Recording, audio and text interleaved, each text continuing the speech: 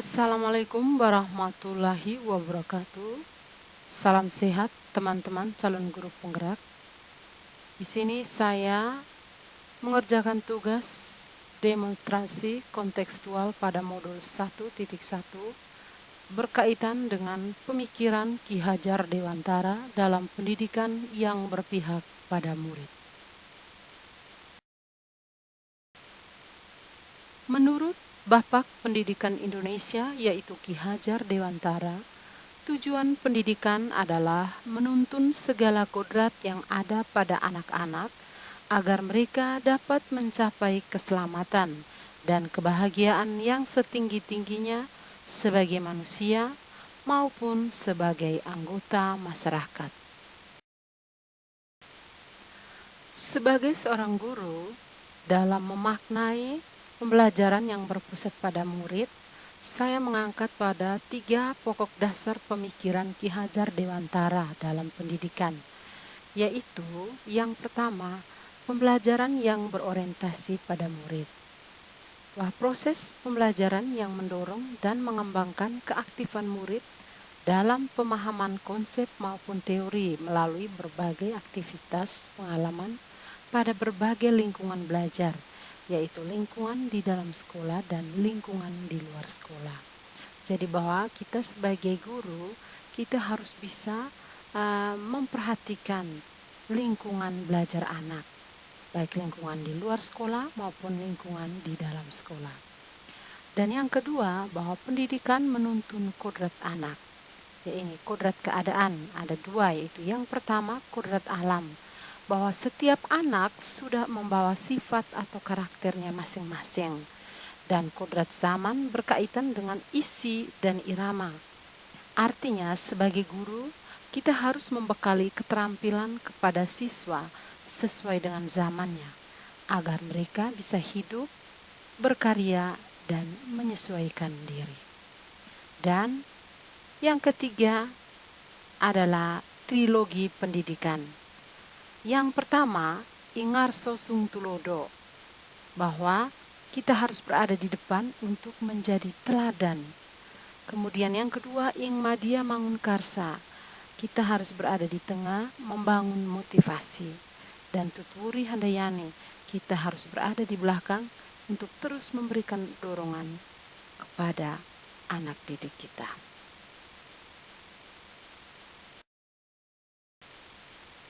Strategi mewujudkan pemikiran Ki Hajar Dewantara berkaitan dengan pendidikan yang berpihak pada murid.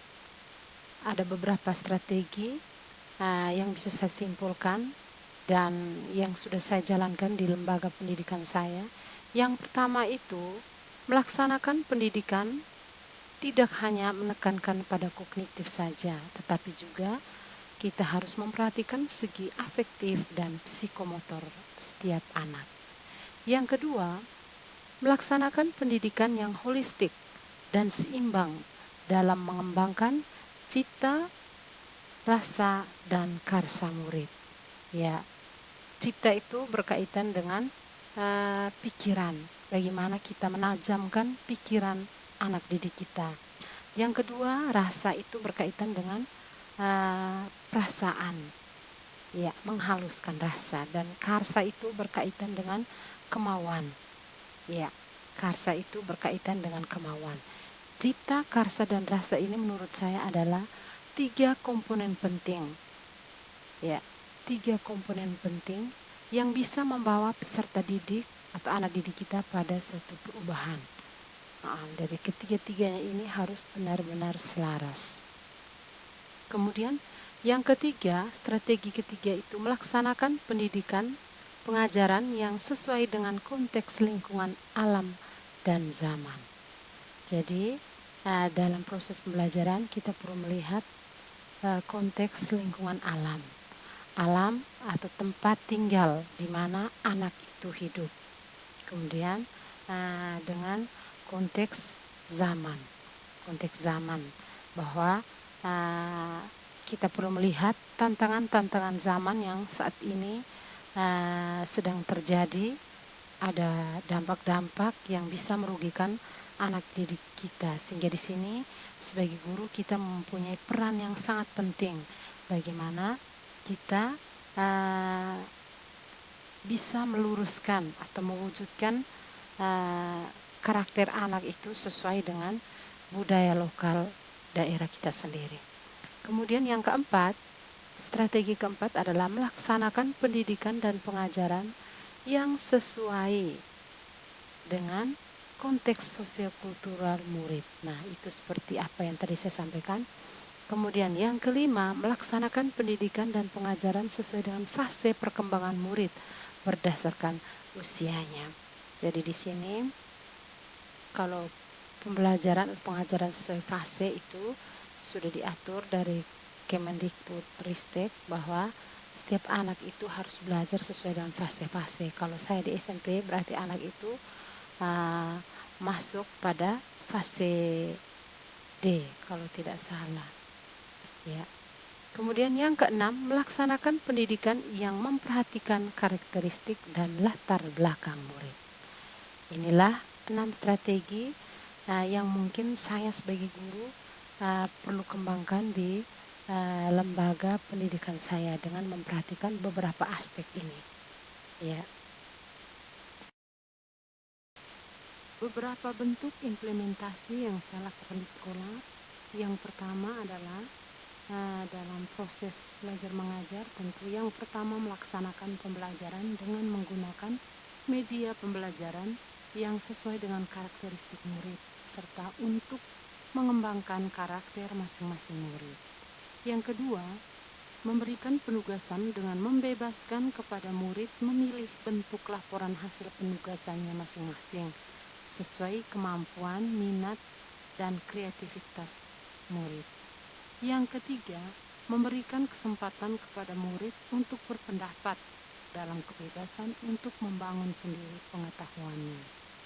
Yang keempat, memberikan kesempatan kepada murid untuk berkolaborasi atau bekerja sama tim untuk mengembangkan kompetensi sosialnya. Ini biasanya saya lakukan dalam proses diskusi dan presentasi.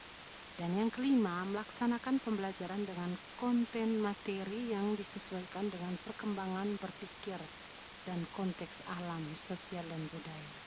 Yang keenam, memberikan kesempatan kepada murid untuk melakukan refleksi diri terhadap proses pembelajaran yang sudah dilakukan. Biasanya pada akhir kegiatan atau akhir proses pembelajaran itu, saya selalu mengakhirinya setelah kuis. Saya biasa mengakhirinya dengan kegiatan refleksi diri, baik refleksi yang dilakukan oleh peserta didik maupun saya sendiri sebagai guru juga saya melakukan refleksi. Ini saya sajikan gambar kegiatan-kegiatan yang pernah kami lakukan di sekolah kami. Nah, ada kegiatan diskusi, kemudian ada kegiatan juga presentasi, bagaimana anak mengemukakan pendapatnya masing-masing. Kemudian ada kegiatan pengembangan kegiatan P5, itu ada tentang pakaian adat jati diriku. Kemudian kegiatan P5 berkaitan dengan pengolahan pupuk kompos yang terbuat dari daun kering. Kemudian ada praktek memasak, kemudian ada gambar kami mengikuti latihan kor atau menanggung liturgi di kapela. Kemudian ada kegiatan lainnya yang pernah kami jalankan. Inilah tugas saya berkaitan dengan demonstrasi kontekstual pada modul 1.1. Apabila ada kekurangan, mohon dimaafkan dan mohon masukan atau perbaikan dari orang-orang hebat saya. Sekian dan terima kasih.